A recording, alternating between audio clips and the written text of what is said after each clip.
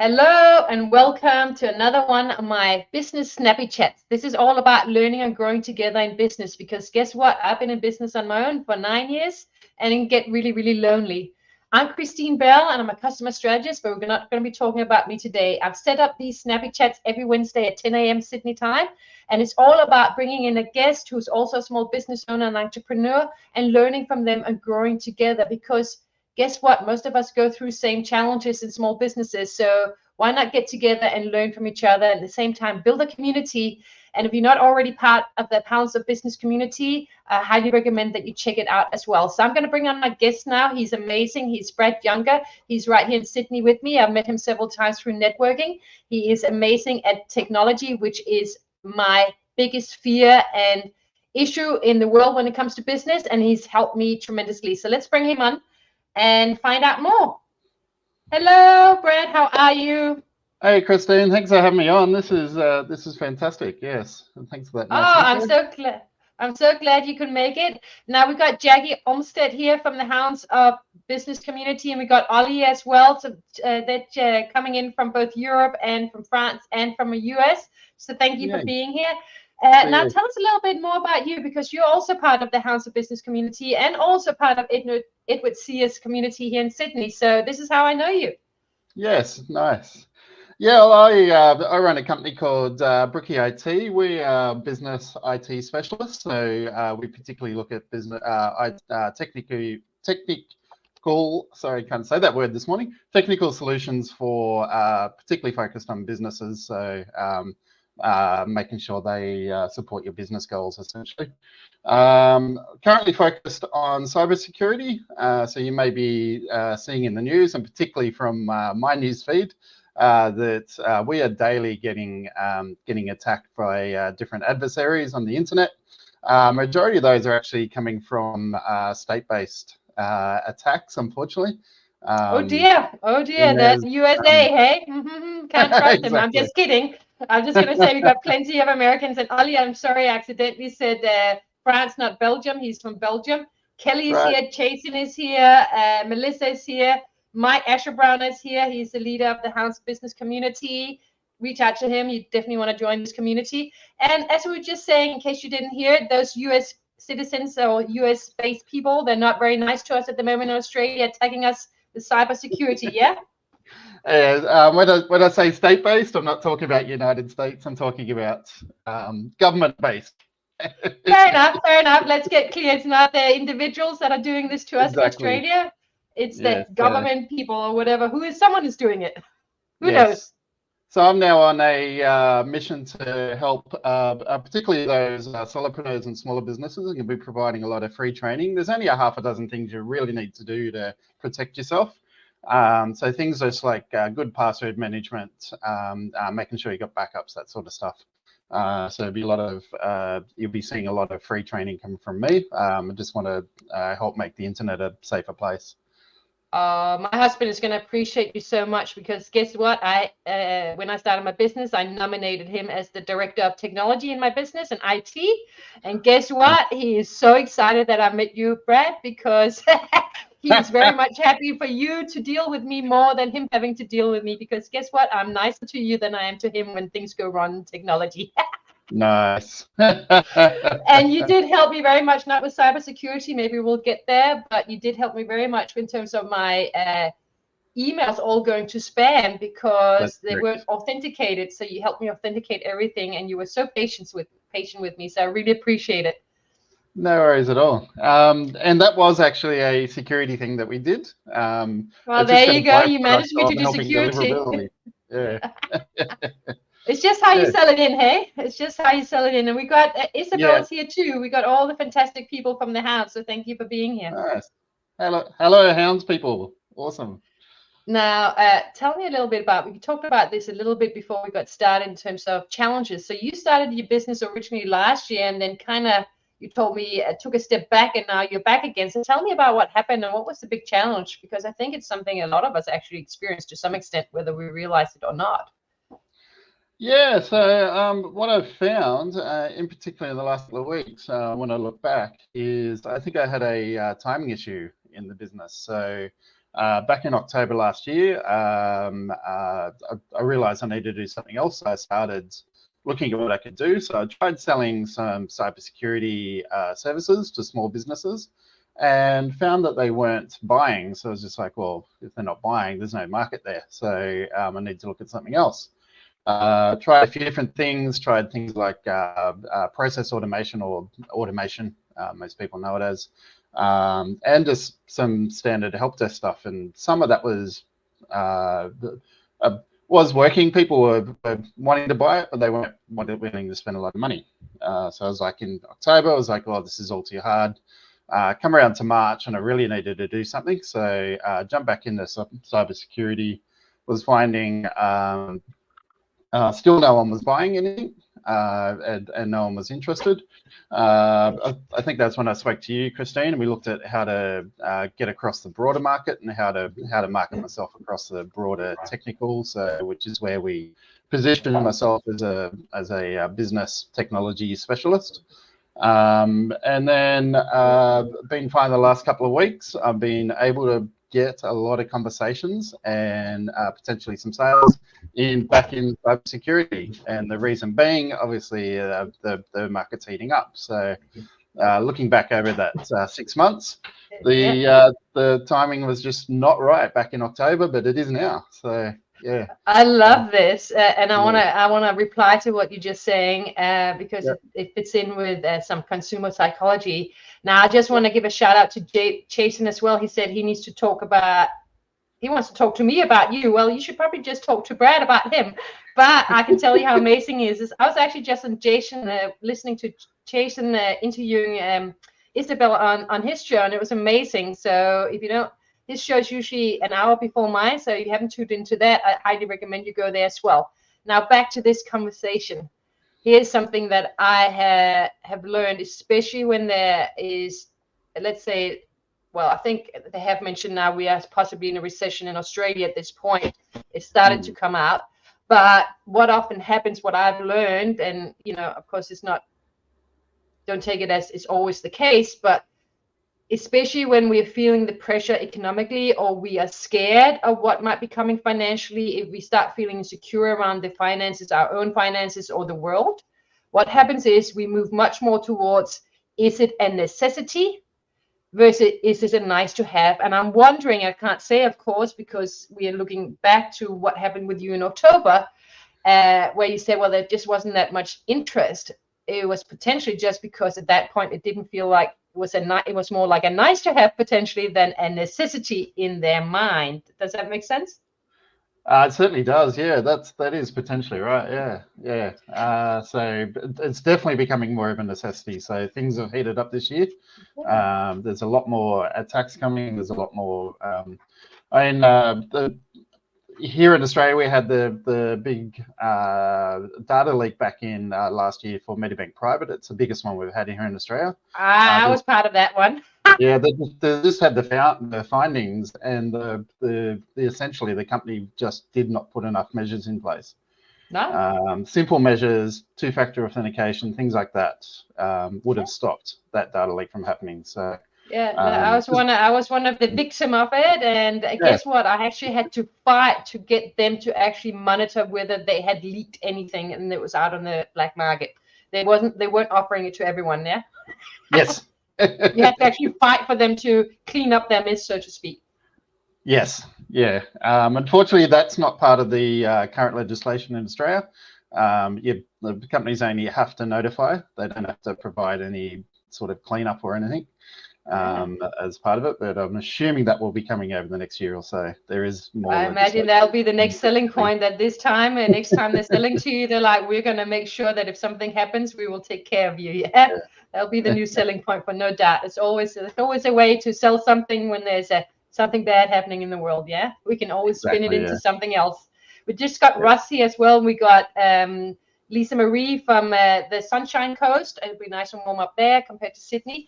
So I totally hear this challenge. So basically, you went from a place of this doesn't seem to be happening, kind of took a step back, and now you're back again. So what do you think there's anything else that's changed, except that because there's now more issues happening in Australia is why people are getting more interested in cybersecurity? Or is there something else as well in terms of who you are and your readiness for being in business? Do you reckon that might play into it as well? I'm just throwing it out there. Potentially. The other thing that would have helped is I've now got more information out there. People can go and look at my last lot of LinkedIn posts, and they can see it's all about cybersecurity. So maybe they're trusting me as being more of an expert. So building that personal brand is part of my current marketing strategy. So around being that sort of expert.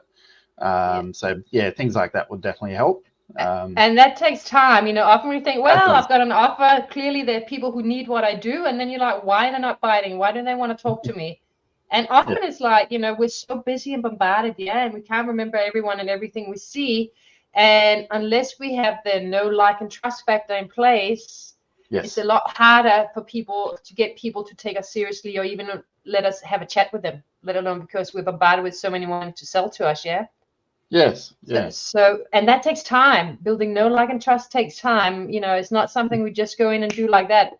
Even if you have lots of money, like the big businesses, and they go straight at you at every single channel they're there, in your face, with their marketing, their brand, and their advertising. Even then, it will take a bit of while. But of course, the visibility of a big brand and the idea of a big brand helps build trust. Although I would say that trust in big brands potentially is crumbling a bit in the last few years, and maybe there will be a revival of the small businesses in terms of us wanting to come back to work with real people like you. And I appreciated working with you because you actually took time to work with my issues, understand my personality, and you were so patient that I didn't have to get upset, which is my normal reaction to something not working in technology. I just get upset and I walk away. No, I definitely understand that. Yes. And I think the type of I guess the type of networking and in particular the events that I've been turning up to are a lot more personable, so that has definitely helped accelerate. Where at the same time I was attempting other marketing channels, cold emails, etc. They were working, but they were a lot slower. We're building up trust. You never know who knows somebody, so like turning up to a networking event. I've got a couple of customers that are big enough to be good customers out of those networking events that I've been going to. So and it's just building those relationships has helped that. And I think you touching on something that's so important in small businesses. It actually is that you need to give it time, and you need to take a lot of time to get to know people and potential clients, building your brand and trust in yourself as well, that nothing is necessarily wrong just because you're not getting the results you want as quickly as you want it. And I think sometimes we're easy to give up when in fact we need to stay in the game, in the long game, especially if you're a small business with not that much capital to spend on advertising or anything, and you're doing everything organically yourself. Then you really need to allow yourself time and trust that you're not necessarily doing anything wrong, but it takes time to build the reputation. It takes time to build your visibility. It takes time for people to remember you. And also when something happens where they go, oh, I can use Brad for this, or I know someone who can use Brad for that.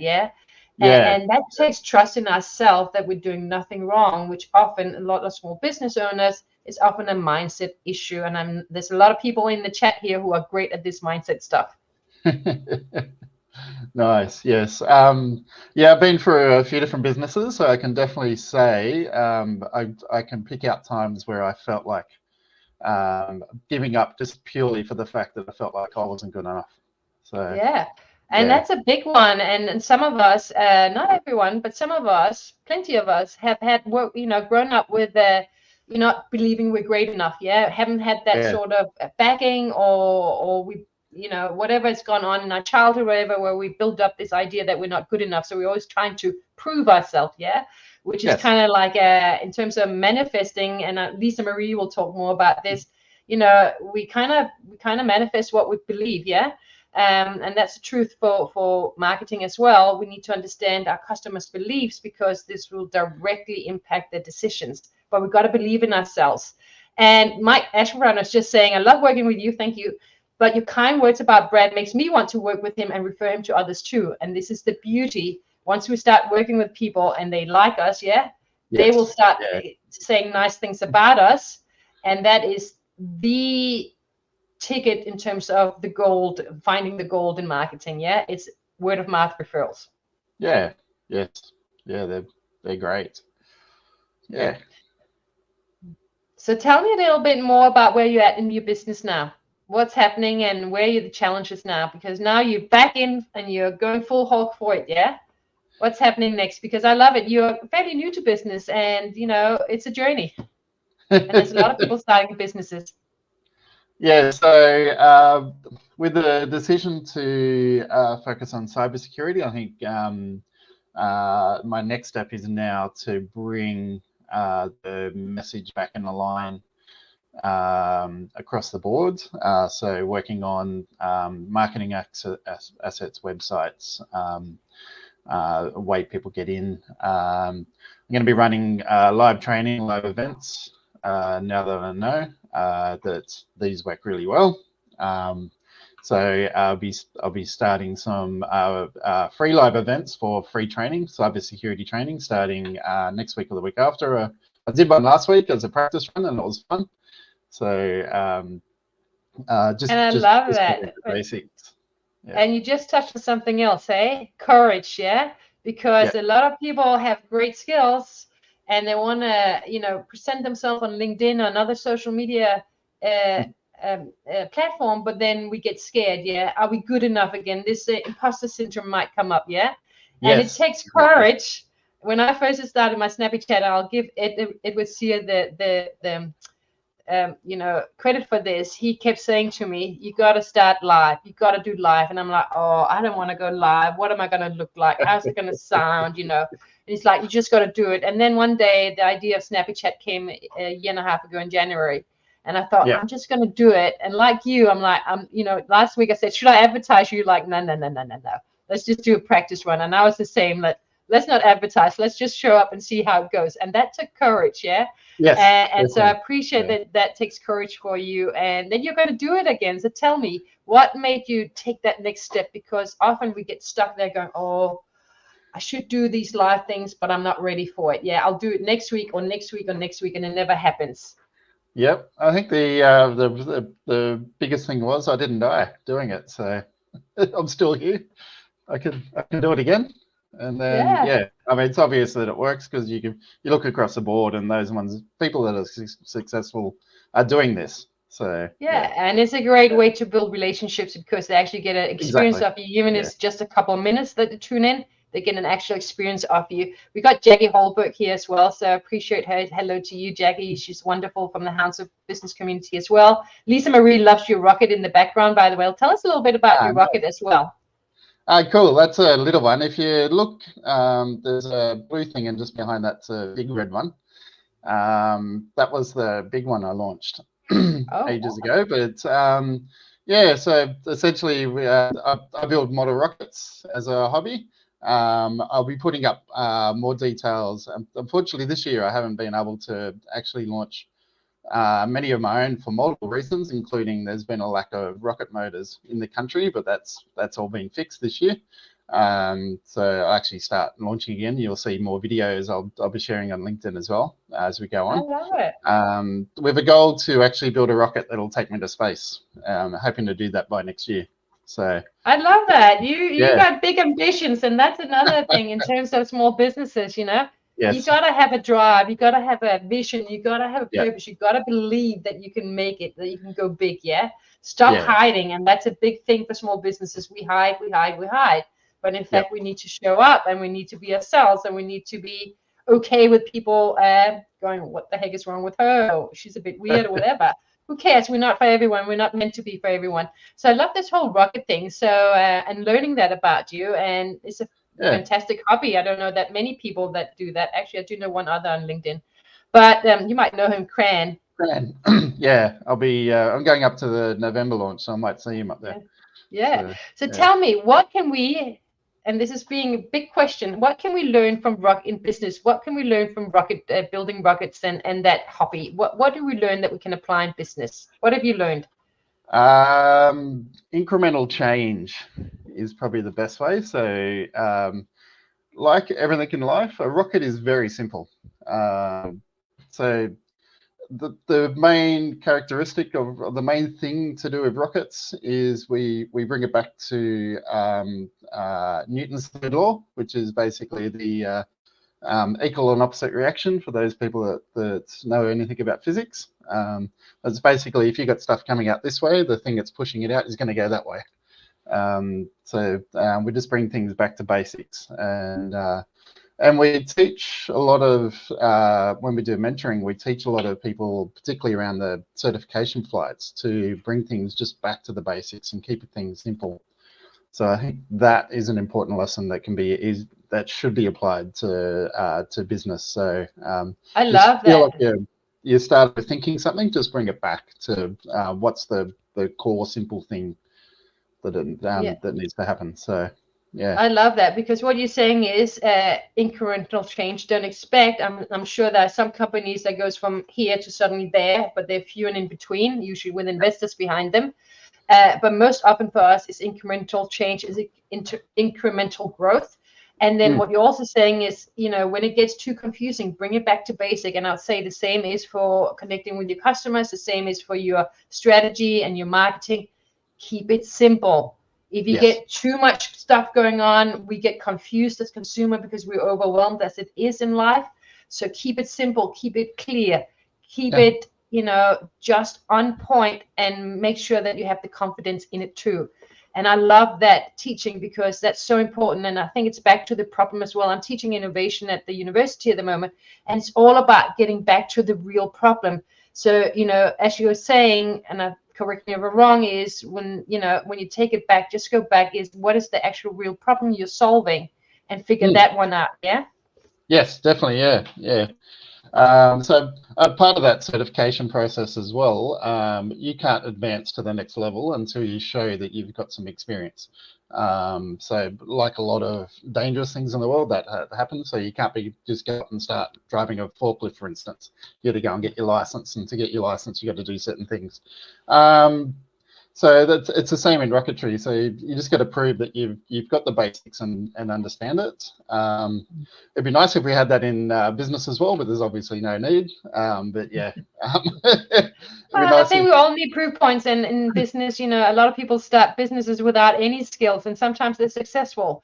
But often we have to learn, which is why being in a community like the Hounds of Business community is, we can learn from each other and grow together. Yeah, because we all have different skills. You help me with technology, I help you in return with your strategy. Yeah. So there's this reciprocity that Mike speaks about as well, in terms of how can we help each other and how can we all grow together, because together we have more of a speaking platform, so to speak. Yeah. Yes, definitely. Yeah. Love it. I was just going to say, Lisa Marie says, to launch, it takes the most fuel to get off the ground, like our business. Once it's in the orbit, it's cruising and needs less energy.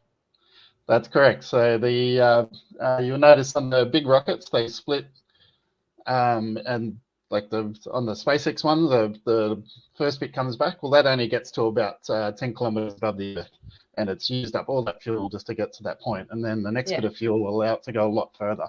So building that momentum is, it can definitely be applied to business too. Wonderful. Now, I only got one last question before we finish up, and you tell us a little bit more about what's coming up for you. Where are you going in space? Where can we find you in the future? Where are you setting up shop in the future? What planet are we going to find you on? Right. If anybody's been on a Zoom chat with me recently, you'll notice where I'm going is in the background. So I think one of the last trips I want to take in my life is a trip to Jupiter. So I'd love to be able to do that. Wow. And Jupiter, this is quite far away, isn't it? It is. It is. It takes at least 18 months to get there. So it's a long way away, but it'll be. Are you planning to come back, or do you think it's a one-way trip for you? For me, I think it's a one-way trip, but I think it'll need to be a come back. But yeah, I think by the time we actually get there, I'll be at the point where it's probably going to be a one-way trip for me. I've already told my kids it's in my will as well. I want to be I want my ashes to be shot out into space. I think that'd be so cool to do. All right. How does your girlfriend feel about you taking this one-way trip in the next year? Well, maybe not the next year. Yes, it won't be next year. Yeah, so yeah. She's still okay. She's like, yeah, sure, Yeah, Brad. she's That's okay, great. yeah. Great idea. Love it. Exactly. Good luck. Yes. I love Yeah. this. We're gonna finish up now. If Yep. you guys are amazing in the chat. There's so many watching today. I really appreciate you all. If you got any last questions for Brad, feel free to put them in. In the meantime, Brad, tell us about what you got coming up and anything that you want to promote and how people can find out more and learn from you too. I love that you're going to do free training. Yeah, cool. So yeah, we'll start with some free training. So the first session is going to be about how to protect yourself from ransomware. So there's just 3 things essentially you need to do. It'll get you nice and protected. So I'll walk you through that. We'll actually show you a demo as well. All within about 20 minutes, so it doesn't take long at all. Those will be coming up probably the week after next. I've still got a bit of an interruption going on in my schedule, unfortunately, which means they're going to be delayed. Yeah, hopefully we'll get into that. Just follow me on LinkedIn so you can see for those that aren't following me yet, we'll definitely be promoting those on LinkedIn once those sessions are there. The other thing I'm working on, which was, like you mentioned, Ed likes to push us in different directions. So he's pushing me to do an actual live event. And I'll be doing it at, so here in Brookvale, we have half a dozen breweries, beer breweries. So he's pushing me to do what are we calling it? Brad's Business Beer Brewery Meetup or something. We've got to come up with a B word for meetup, but there's all the B's. I love that. He's taking over all the neighborhoods of Sydney right now that it would see. He's getting everyone in his group to literally start doing networking with him, backing them in, to the point where he will tell you what date you're doing it.